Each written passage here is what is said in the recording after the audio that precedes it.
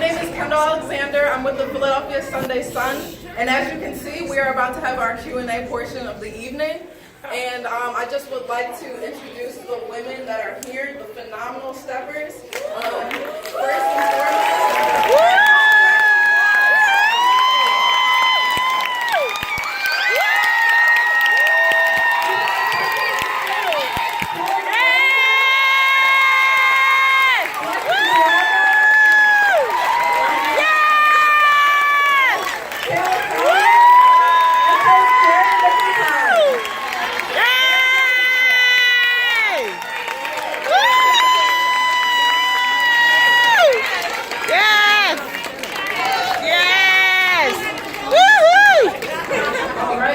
and foremost.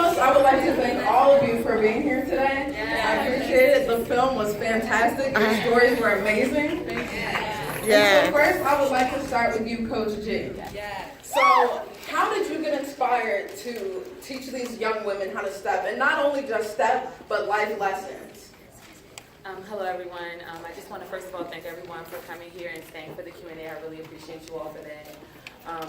The question was, how did I get inspired to teach these young ladies how to step? 3 months prior to me taking the position as the step coach, I really sat down and prayed and said, I really want to change the dynamic of youth young women in the world. I'm looking on Instagram, Facebook, and there's so many negative images and so many negative messiahs that young ladies look up to that's not real and it's not fake. And I know the love and support that I grew up with. I really truly felt that if you do everything with love, likes on Instagram do not matter. That's right.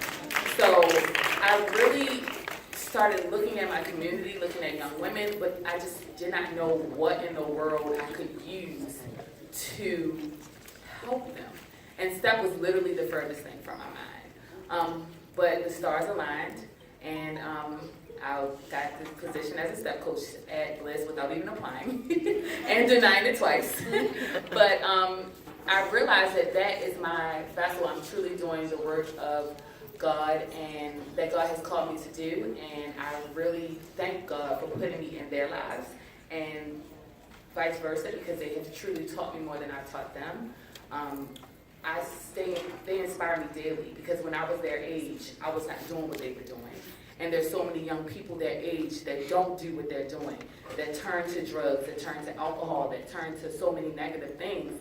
And to see them overcome all those things in a negative space, a lot of times getting to bliss sometimes is harder than anything, just getting there.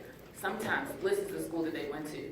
And the people around you can be negative, and they overcame all of that. So step came in the mix because they already had a step team. I was good at stepping. And then I taught a program of life skills with self-esteem, sisterhood, and solidarity. I truly believe that these women were very talented, but they were missing a few elements when it came to those 3 components. And the skills that I taught them, they can use in everyday life.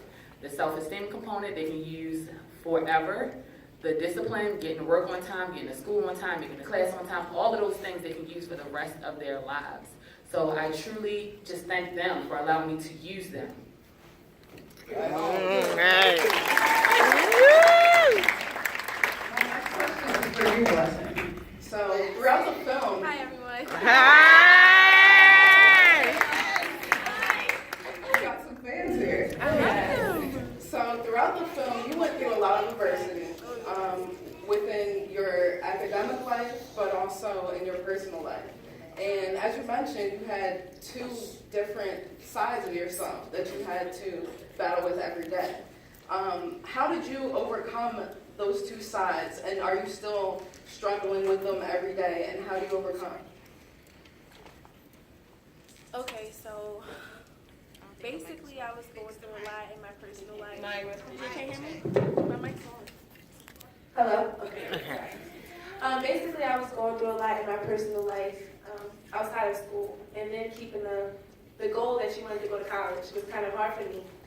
And then focusing on winning the competition at Bowie was also something that I needed to devote my energy to as well. So being so young and, you know, expecting a lot from yourself in such a little bit amount of time, you feel depressed, you feel stressed, you feel like you can't do it. Did my mic go up? Yeah.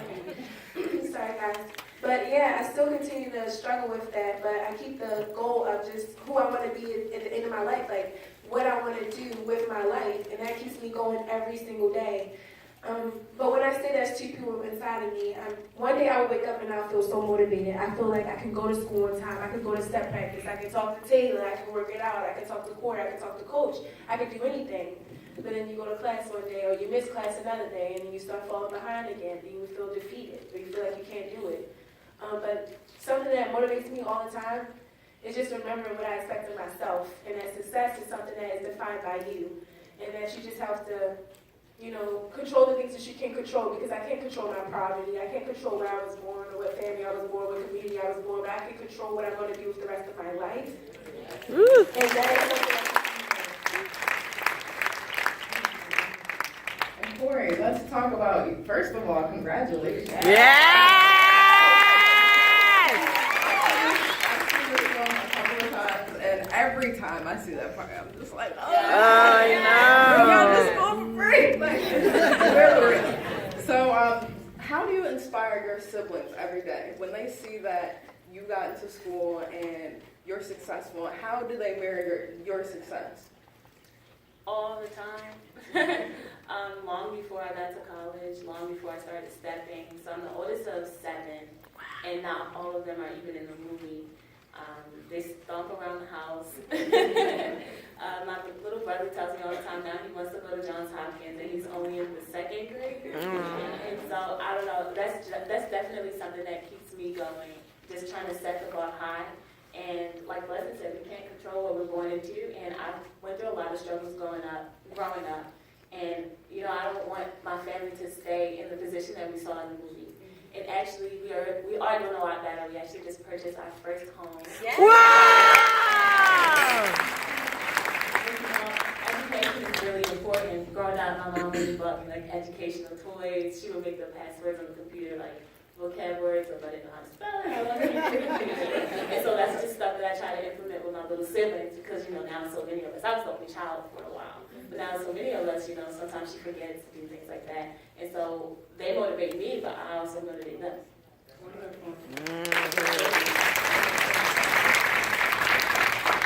Tayla, my question for you is a little bit centered politically, so to speak. So we saw that in the film, your mother is a correctional officer. And just with the political climate, the way that it is today, how are you conflicted on just her work, or how does that affect you in your own personal life? I totally forget she's a correctional officer. She comes home and she's the same mom that you see in the movie. A lot of people say, well, you're so goofy, you're so full of life. How are you a correctional officer? And she literally turns it on and turns it off. When she goes to work, she's like in her bulletproof vest. She leaves at like 2, 3, 4 o'clock in the morning, and she's strong, and I admire her for that. It's not really easy raising a girl by yourself, or any child by yourself, or children, or just being as helpful as she is. She's not only helpful to me, but she definitely helps everyone sitting here in front of you today. And she doesn't bring her home, she doesn't bring work home with her. And I think that's really good, because I know it can be stressful. And so I give her time to debrief, and then we're a happy family, sometimes. And as a whole, just what are some of the things that you all have learned from each other through this process of making this movie? And just stuff in general. Personally, being together and actually seeing this movie, it made me open up to be like, well, how can I say this? To be Nice. more, okay. To be more supportive and encouraging to others, and realize that other people go through things. I know it may seem like I only care about myself sometimes, but that's not true. I care about everyone and what they're going through. And so not only do we talk, but the 19 of us on the team, we all talk about what's going on with us. So basically, this is a big sisterhood for me. For me, I learned throughout the process of not just the movie, but just growing together over time, because we've been stepping together since 6th grade. But 8 years. But as of lately, we're just really realizing that we all go through things. It's never that no two people ever have the same problem, and you really do have to be compassionate about people. And a lot of times, some people might not open up to you because they're afraid of what you might say or what you might think of them. And so you kind of just have to sometimes put your feelings aside and really get to know people for who they really are.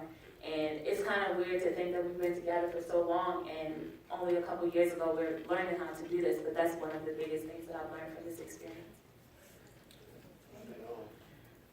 Well, Step means a lot to me. Step taught me how to be a leader. Step taught me how to be a team player, how to be a captain, how to be a co-worker, how to be a sister.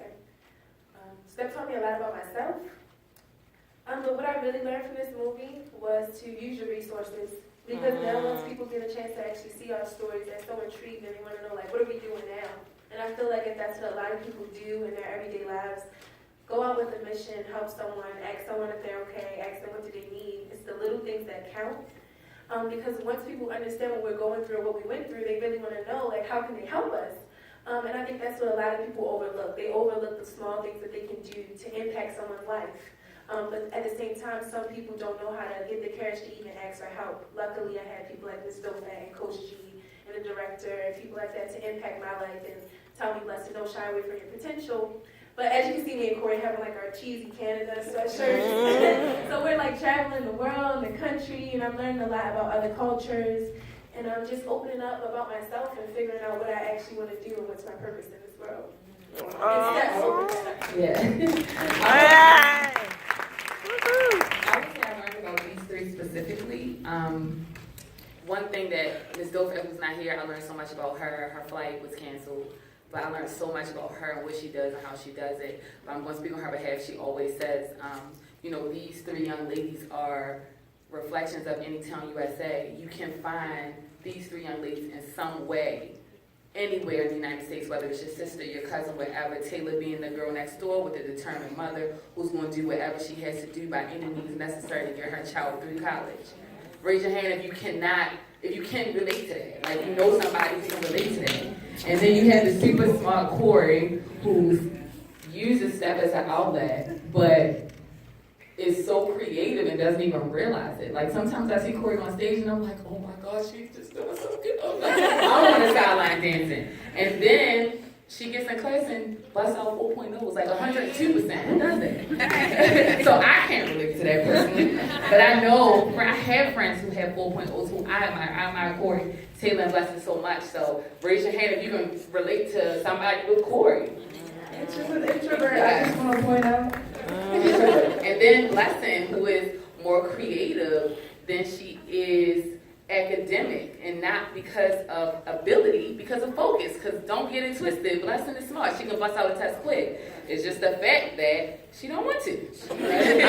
She just would rather go to step practice. She would just rather beat her face real quick. And I can relate to that. I graduated with a 1.8 GPA. I wanted to do dance and step and partying and all that stuff, and I dropped out. I came back. I did what I had to do. But my thing was for them to make sure that they learn from me. Don't drop out 3 times.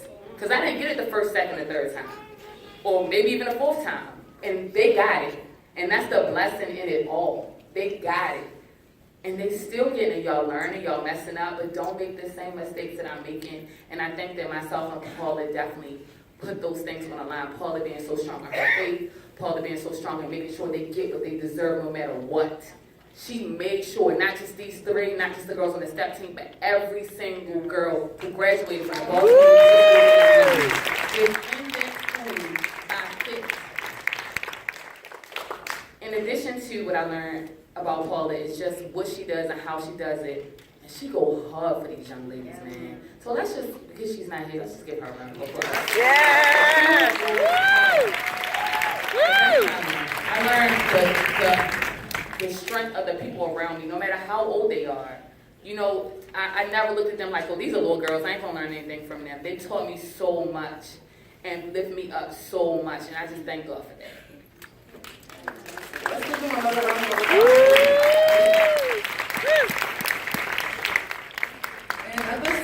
like to open it up to the audience, so if anyone has a question, please raise your hand high and I will come to you. I see you right here. Who came up with the idea of making the movie?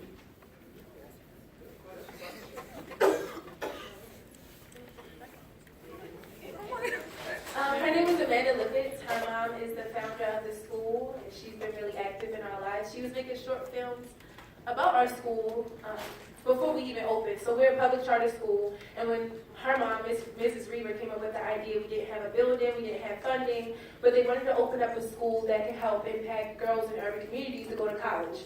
And with that idea, she just fell in love with the culture of the school, and she worked really hard on helping to build the school, so it was basically where her heart was as well. And she's also a Broadway producer, and she's won like Tonys, and she's really humble, and she really genuinely cares about us. Not only does she play the role of the lady who makes films about us, but she also was like a big sister, a mentor. You could call her if you needed anything, from a uniform to a pair of socks to pizza. She was always there for us, and that's basically her idea. And she always says this analogy when she's like looking at Broadway, characters use the songs to express themselves when they can no longer speak, but we were using step as that outlet. Wow. She's so cute.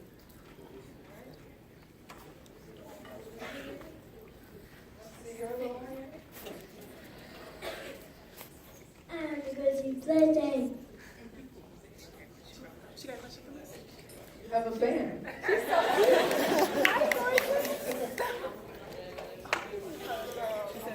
So my question is for Coach. When you see students like Blessin and you know they're going down the wrong track, what do you do to keep them, like to make it a success story? Like if you see that a student is like slacking off, like I do the same thing in dance and I see sometimes I'm losing students. And when you feel like you're losing them, how do you make it a success story? The story of a mother who, again, cares about her child and wants to see her go to college, a girl who comes from a mom who had a child at an early age and goes to this amazing school, Johns Hopkins, and me, the girl who struggles but is so passionate about the arts and has so much potential. So we all just represent a common struggle in America. And that's basically why we were chosen, to have something that the audience can relate to. But all 19 of us have a story, and if Amanda was to highlight any last one of them, you would probably still have the same reaction. Yes. And you seeing your life played in front of you again, and you remember that gut feeling that you had at that moment. And when I was in the conference room with Ms. Dofat, and she was like crying for me to go to school, when I walked in, I could literally see the stress on my face. And like what I was going through at that moment, and I remember that feeling. Tayla got into school, Cori got into school, where everyone's getting like these amazing college acceptances, and I'm like, okay, this is my last opportunity. I stayed up all night that day before, so of course, it's my real life. We're not actors, we're not actresses. Like, this is the real deal. So of course I cry every time. I cry a lot. So the first year at Johns Hopkins for me was pretty rough.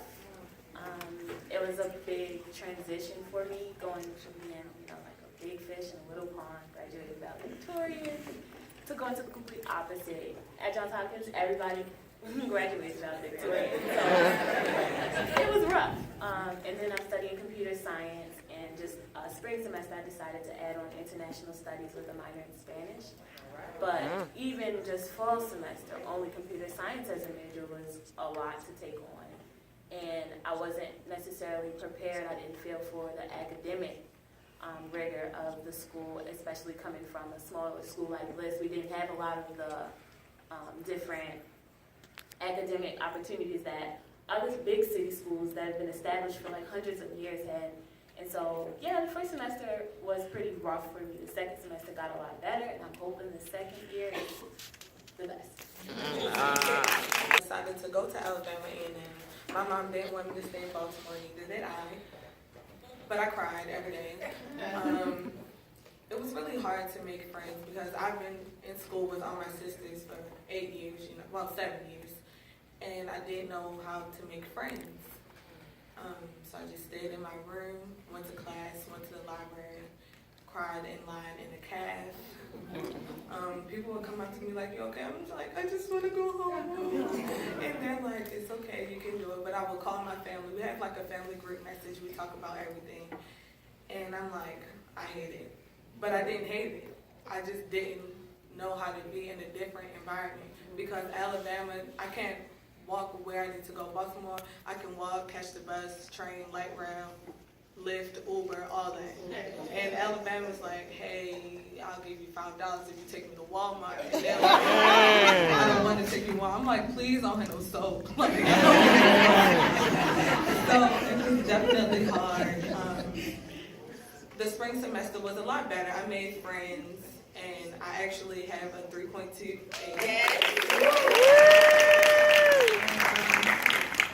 Yeah, I like it, and I definitely won't transfer. And yeah.